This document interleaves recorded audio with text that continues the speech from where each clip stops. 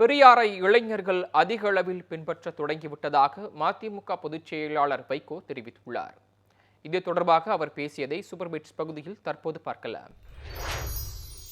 இந்திய உபகண்ட பூராவிலும் சமூக நீதியினுடைய குரல் கேட்கிறது என்றால் அதற்கு காரணம் ஈரோட்டு பெரியார், பேரறிஞர் அண்ணாவினுடைய குருநாதர், தென்கிழக்கு ஆசியாவினுடைய சாக்ரட்டிஸ் என்று ஐநா மன்றத்தால் பாராட்டப்பட்ட தந்தை பெரியார் அவர்கள்.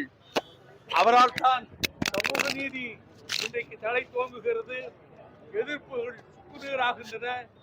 பெரியாரை இன்றைக்கு இளைஞர்கள் பின்பற்ற ஆரம்பித்து விட்டார்கள்.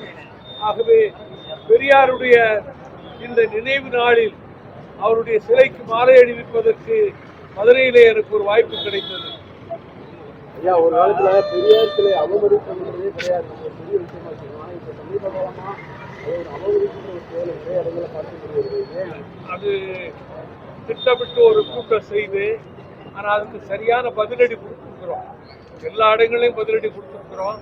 நீ வெளிப்படையா வா, அந்த சிலையை மாலை போடுறேன், செருப்பு மாலை போடுறேன்னு சொல்லி கை இருக்காதுன்னு நான் சொன்னேன்.